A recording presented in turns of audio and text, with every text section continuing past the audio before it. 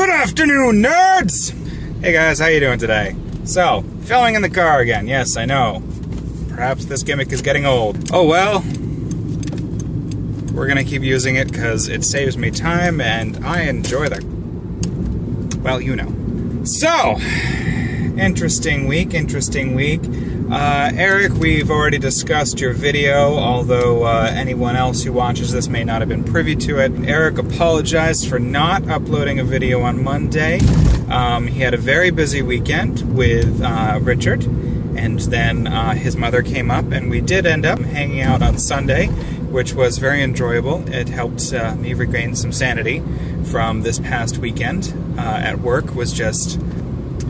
I don't yet have a word to explain it properly, but I'm working on that.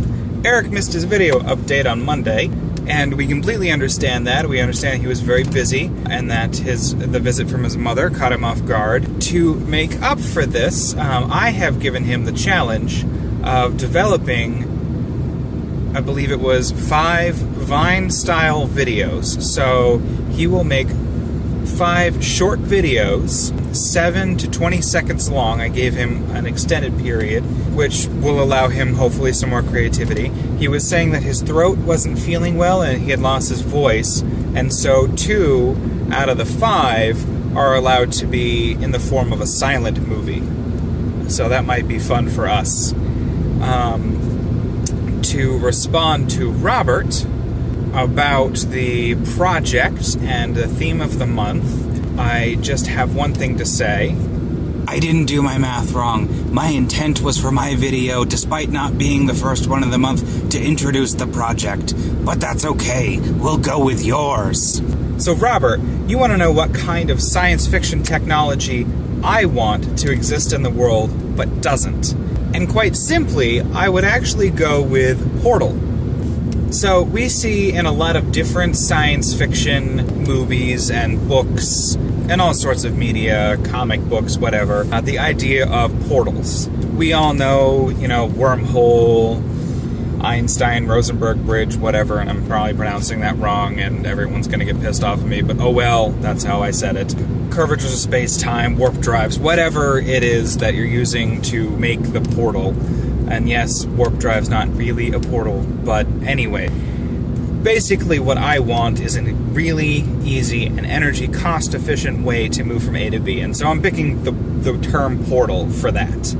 Instant transportation across just vast areas of space-time. And here's my reason for that. In the game Portal and Portal 2, we see the portal gun. It is a gun that is about, yay big, that is able to shoot out a blue and an orange portal that you can then walk through from one to the other. Now, yes, it's a very small portal. It's about the size of a human, and I'm saying small. That's a pretty big tear in space-time by anyone's measure, but I mean, you couldn't, put a car through that, or a spaceship, or any means of large cargo. But here's the thing, that is the size of a gun, and the power supply to do that exists within the gun. My thinking is that if you can do that and transport a person, or many people, because the portal just seems to be stable, once you've made it, it just stays there until you make a new one, mostly because it's a game mechanic. I'm certain that in real world, you would have to find some way to energize it and keep it going. But I want the one in the game, and here's why. If you could make a portal gun, and I could maybe shoot one at school, and then shoot one at home, then I would just be able to go from home to school. I could wake up 10 minutes before class, and just fall through the portal and land in my seat, and I'd be ready for lecture that day. If the portal gun generates its own power, or doesn't need a significant amount of power, then that could revolutionize the way that we do transport, and it could easily solve our energy crisis, because, again, teeny tiny pack of power in that gun. And, you can basically make an infinite number of portals. Basically, I'm really interested in both energy consumption and reduction of the amount of energy we consume, as well as also transportation. I love traveling. The things that I want to do are not always right down the street from me. I work in a town that is between 30 and 40 minutes away, depending on traffic and weather conditions. You know, the school that I go to is in the same town, the parkour class that I take is in the same town, but I don't want to live in Brattleboro. I like where I live because my friends live there. You know, if Brattleboro was like an hour and 20 minutes away, I'd consider moving. I probably wouldn't. I'd still want to stay with my friends. Anyways, so portal gun, that's my number one choice. My second choice is something along the lines of Metagel.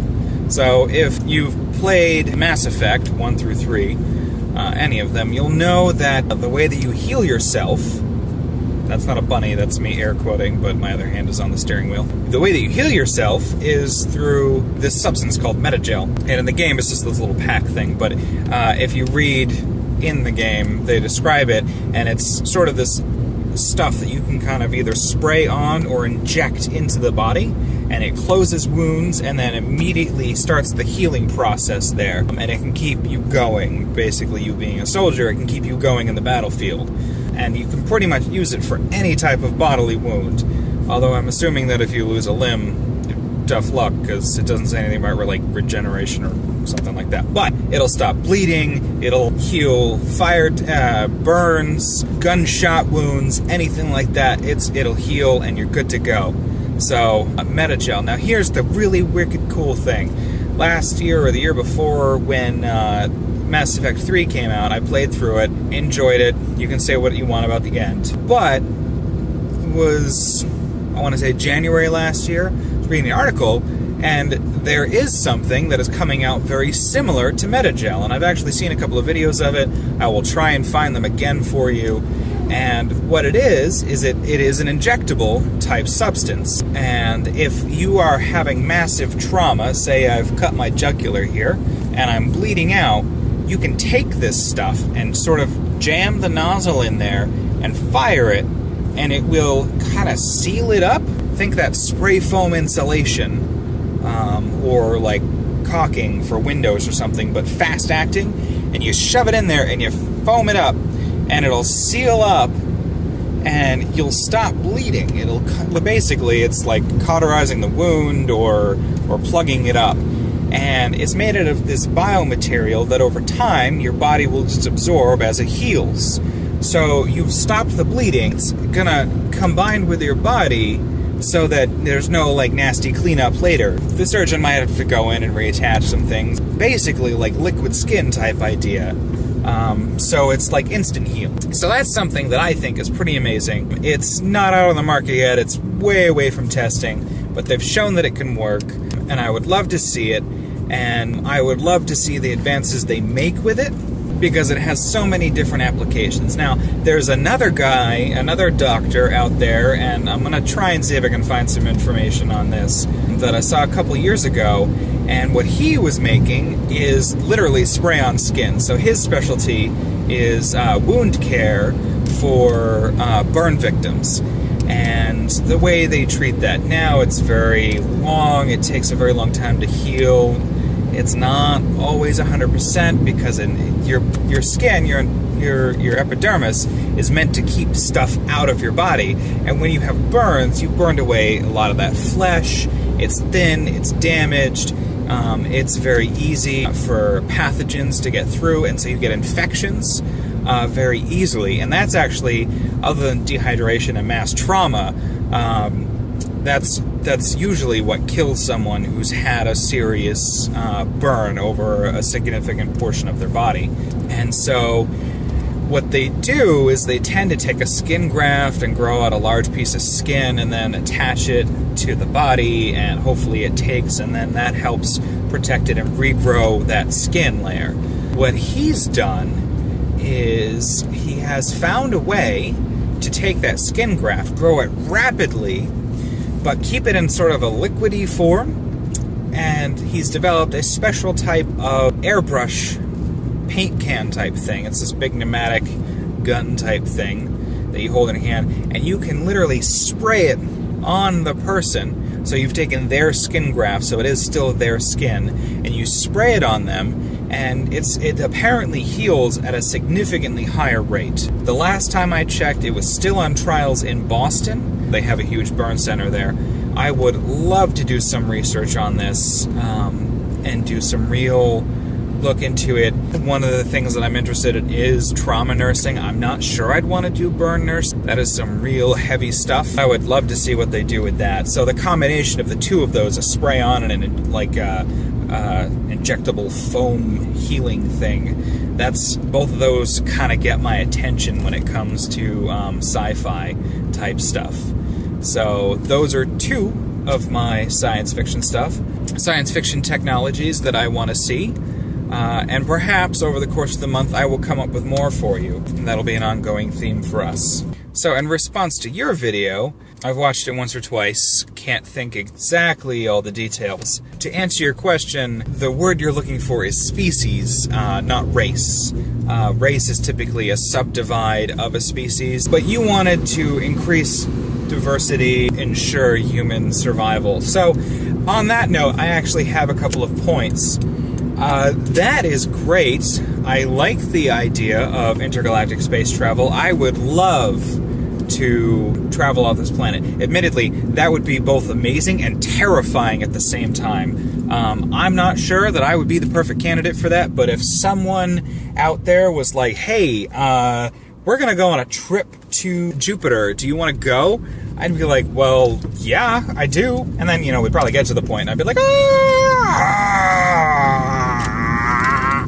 that's the takeoff. No, that's actually like 6 hours before the takeoff. I'd be freaking out then, because explosions, space, cosmic radiations, trying to get at my junk, all sorts of stuff. By the way, if you look in the background, you can see all the pretty foliage.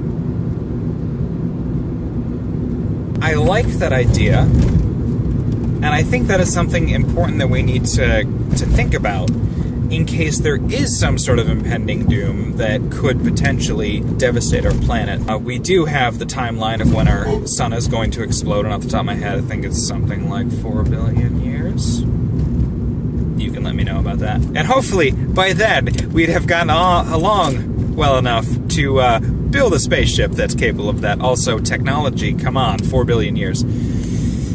Anyway, I like that idea and the diversity. My thinking is also resources. I believe it's something like by 2036 or 2050, sometime in that range, our projected world population is supposed to spike up to like 10 million or 10 billion, which, you think that 7 billion is a lot now. Imagine, that seems way too far away. Way too far away for us to have only reached 10 billion. I was in middle school when everyone was like, holy, we've reached 6 billion, and we reached 7 billion within the last year. So, let's see, I'm gonna do some quick math here. So in 12 years, we've gone up by 1 billion. So 12-ish, 14 years, somewhere within 12 to 14 years, we've gone up by 1 billion. So it's currently 2013 now. It's 2050 still seems a long way off. I mean, it does fit in the 12 years about 3 times, and that's all well and good. But if you increase the population, you increase the breeding population, and so we get to a higher number faster, I've always figured. By that time, we're supposed to reach 10 billion, and that's a lot of people using a lot of resources. Even if by that time we've discovered ways to utilize our resources better, we're still going to be nowhere near able to function properly without another source of resources. The Earth barely keeps up with us now, and there is not an even spread of who gets what currently. I think that is a major concern for us, and intergalactic travel would allow us to hopefully provide for more people. And I think that's, something we should give some serious thought into is, do we really need to reach that population? That's an ethical debate I'm not ready to have today. I'm going to leave it at that and probably continue on this conversation later on this week. Enjoy your day, guys.